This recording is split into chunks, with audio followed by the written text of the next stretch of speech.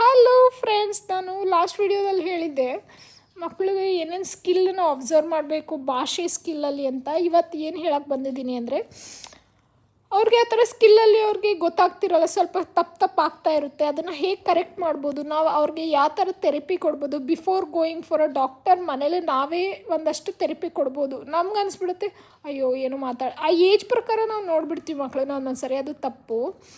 ನಾವು ಹೇಗೆ ಮಾತಾಡ್ತೇವೆ, ಹೇಗೆ ರಿಯಾಕ್ಟ್ ಇರ್ತವೆ, ಮಕ್ಕಳು ಅದೇ ರೀತಿ ರಿಯಾಕ್ಟ್ ಮಾಡ್ತವೆ. ಈಗ ನಾವು ಮೊಬೈಲ್ ಹಿಡ್ಕೊಂಡು ಕೂತ್ಕೊಂಡ್ರೆ ಆಬ್ವಿಯಸ್ಲಿ ಅವ್ರು ಅಟ್ಲೀಸ್ಟ್ ಟಿ ವಿನಾದರೂ ನೋಡ್ತಾರೆ. ನಾವೇ ಒಂದು ಪುಸ್ತಕ ಹಿಡ್ಕೊಂಡು ಸುಮ್ಮನೆ ಬರೆಯೋದು, ಓದೋದು, ಮನೆ ನೀಟ್ ಇಟ್ಕೊಳ್ಳೋ ಕೆಲಸಗಳು ಏನಾದರೂ ಇದ್ದರೆ ಆ ಥರ ಎಲ್ಲ ಮಾಡಿದ್ರೆ ಅವ್ರಿಗೂ ಹಾಗೆ ಅನಿಸುತ್ತೆ, ಓ ಮಮ್ಮಿ ಈ ಥರ ಮಾಡ್ತಿದ್ದಾರೆ, ಓ ಇದು ಕರೆಕ್ಟು. ಯಾಕಂದರೆ ಅವರು ಲರ್ನಿಂಗ್ ಫೇಸಲ್ಲಿ ಇರ್ತಾರಲ್ಲ. ಚಿಕ್ಕ ಮಕ್ಕಳಾಗಲಿ 1 to 5th ಸ್ಟ್ಯಾಂಡರ್ಡ್ವರೆಗೂ ಅವ್ರು ಲರ್ನಿಂಗ್ ಪ್ರೋಸೆಸ್ಸಲ್ಲೇ ಇರ್ತಾರೆ. ಮಕ್ಕಳು ಹುಟ್ಟಿದಾಗಿಂದ 5ನೇ ಕ್ಲಾಸ್ವರೆಗೂ ಲರ್ನಿಂಗ್ ಪ್ರೋಸೆಸ್ಸಲ್ಲೇ ಇರ್ತಾರೆ. ಆಮೇಲೆ ಅವ್ರಿಗೆ ಮೆಚ್ಯೂರಿಟಿ ಅಂತ ಬರ್ತಾ ಹೋಗುತ್ತೆ.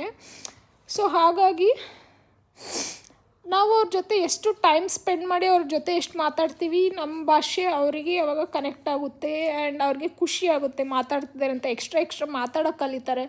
ಆಮೇಲೆ ಅವ್ರಿಗೆ ಡೇ ಬೈ ಡೇ ಗೊತ್ತಾಗುತ್ತೆ, ನಾವು ಎಷ್ಟು ಮಾತಾಡ್ತೀವಲ್ಲ ವರ್ಡ್ಸು ನಮ್ಮಿಂದ ಅವ್ರಿಗೆ ಹೋಗ್ತಾ ಇರುತ್ತೆ, ಪ್ರತಿಯೊಂದು ಪದಗಳು ಅವ್ರಿಗೆ ಹೋಗ್ತಾ ಇರುತ್ತೆ. ಹಾಗಾಗಿ ಆ ಅಬ್ಸರ್ವೇಷನಿಂದ ಅವ್ರು ಕಲಿತಾರೆ. ಆವಾಗ ನಾವು ಮಾತಾಡೋದ್ರಿಂದ ಅವ್ರಿಗೆ ಓ ಈ ಥರ ಓ ಇದು ಅಂತ ಅವ್ರಿಗೆ ತಲೆಯಲ್ಲಿ ಹೋಗ್ತಾ ಇರುತ್ತೆ. ಆಮೇಲೆ ಅವ್ರ ಜೊತೆ ಕೂತ್ಕೊಂಡು ಬುಕ್ಸ್ ಓದೋದು, ಅವ್ರಿಗೆ ಬುಕ್ಸ್ ಹೇಳ್ಕೊಡೋದು. ಅವ್ರಿಗೆ ನಾವೊಂದು ರಿಪೀಟ್ ಮಾಡ್ತೀನಿ, ನೀವೊಂದು ರಿಪೀಟ್ ಮಾಡು ಅಂದರೆ ಡಾಮಿನೇಷನ್ ಅಲ್ಲ, ಒಂಥರ ಏನಂತಾರೆ ನಾನು ಹೇಳ್ತೀನಿ ಅದನ್ನು. ಆಮೇಲೆ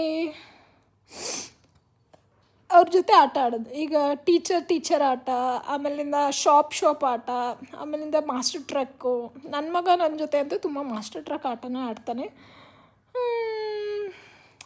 ಅವ್ರಿಗೆ ಇನ್ನೊಂದು ಹೇಳಬಾರ್ದು ಯಾವಾಗೂ ನಾವು, ನೀನು ಇದನ್ನು ರಾಂಗ್ ಮಾತಾಡ್ತಾ ಇದೆಯಾ ಅಂತ ಯಾವತ್ತೂ ಹೇಳಬಾರ್ದು. ಅವ್ರಿಗೆ ಹೌದಲ್ಲ ಪ್ರೀತು, ಈ ಥರನೂ ಮಾತಾಡ್ತೀಯ, ಬಟ್ ಈ ಥರನೂ ಮಾತಾಡಿದರೆ ಚೆನ್ನಾಗಿ ಅನಿಸುತ್ತಲ್ಲ ಅಂತ. ಅಂದರೆ ಪ್ರೀತು ಅಂದರೆ ನನ್ನ ಮಗ ಹೆಸರು, ನನಗೆ ಅದು ಬಂದುಬಿಡ್ತು, ನನ್ನ ಮಗನ ಹೆಸರು. ಆ ಥರನೂ ಮಾಡ್ಬೋದು. ಆಮೇಲೆ ಇನ್ನು ಮಕ್ಕಳಿಗೆ ನಾವು ಏನು ಕರೆಕ್ಟ್ ಮಾಡ್ಕೋಬೋದು ಅಂದರೆ, 5 ವರ್ಷ ಆದಮೇಲೂ ಅವರು ಕರೆಕ್ಟಾಗಿ ಮಾತಾಡಿಲ್ಲ ಅಂದರೆ ಅದನ್ನು ಅಬ್ಸರ್ವ್ ಮಾಡೋದು. ನಾವು ಮಾತಾಡೋ ಮಾತು ಅವ್ರಿಗೆ ಅರ್ಥ ಆಗ್ತಾ ಇಲ್ಲ ಅಂದರೆ ಅಲ್ಲೊಂದು ಸ್ವಲ್ಪ ಕರೆಕ್ಟ್ ಮಾಡಬೇಕು. ನಿಧಾನಾಗಿ ಅವ್ರಿಗೆ ಕೂತ್ಕೊಂಡು ಹೇಳಬೇಕು. ಬೇರೆ ಮಕ್ಕಳ ಜೊತೆ ಮಾತಾಡೋಕ್ಕೆ ಭಯ ಪಟ್ಕೊಂಡಾಗೂ ನಾವು ಅವ್ರಿಗೆ ಧೈರ್ಯ ಹೇಳಬೇಕು. ಆ ಒಂದು ನಾವು ಭಯ ಪಡಿಸಿದಾಗ ಪ್ರತಿಯೊಂದೂ ಅವರು ಮನಸ್ಸಲ್ಲೇ ಇಟ್ಕೊತಾರೆ ಅಂತ ನನ್ನ ಅನುಭವ.